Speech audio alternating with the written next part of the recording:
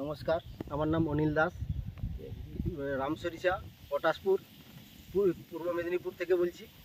যে ধানটা আমরা দেখলাম 11-0-9-2, এই ধানটা বর্তমান ভালোই ধান হয়েছে, দ্বিতীয় পড়েনি এবং ওর একটা আগড়া বলতে দেখতে পাচ্ছি না।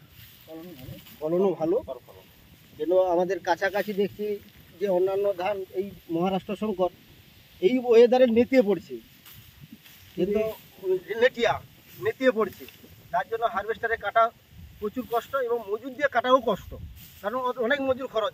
এটা যদি 4টা মজুরে কাটা হয় ওটা 10টা মজুর লেগে যাবে, তার জন্য খরচ বাড়বে। কিন্তু এটা দেখছি 120 দিন পেরিয়ে গেছে, এখন যে ধানের যে টেম্পার আছে, গ্রোথ আছে, আশা করি আরও 8 দিন দাঁড়িয়ে থাকবে, নেতিয়ে পড়বে না। মানে 120 দিন হওয়া সত্ত্বেও গাছ কিন্তু গাছের টেম্পার প্রচুর এবং ফলনও খুব। এই দেখছি আমরা গাছের টেম্পারও ধানও পড়ছে না, তার জন্য ওটা শুচ্ছে না, কিন্তু অন্যান্য ধান শুয়ে যায়, লিতিয়ে যায়। একটাই প্লাস পয়েন্ট, ধানটা ঝরছে না, গাছের টেম্পার।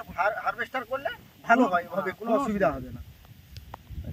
আচ্ছা, বিক্রি করতে কিন্তু সমস্যা বা কেমন মূল্য একটু বলুন। না, এটা আমাদের মহারাষ্ট্র সঙ্গে, যেটা আমাদের বেটে শঙ্কর বলে, হাইব্রিড শঙ্কর বলে, মহারাষ্ট্র শঙ্কর বলে, ওর সঙ্গে কিন্তু মিক্স চলে যাবে।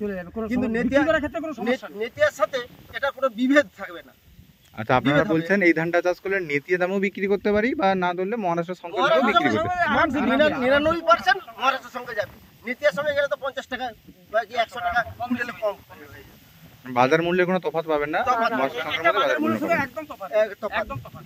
আচ্ছা, খুব সুন্দর আগামী সিজনে যদি আসে মার্কেটে, মার্কেটে এলে আমরা প্রথমেই চাষ করব, যেহেতু আমাদের নজরে আছে এই ধানটা ফলন ভালো।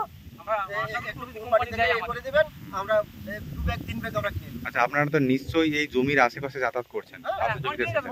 হ্যাঁ, আশেপাশের চাষিরা দেখে কি কিছু বলেছে, আপনারা নিশ্চয়ই তো কথা হয়। সবাই ভালো বলছে, ফলন খুব ভালো। আচ্ছা, ঠিক আছে, অসংখ্য ধন্যবাদ জানাই আপনাকে। ধন্যবাদ।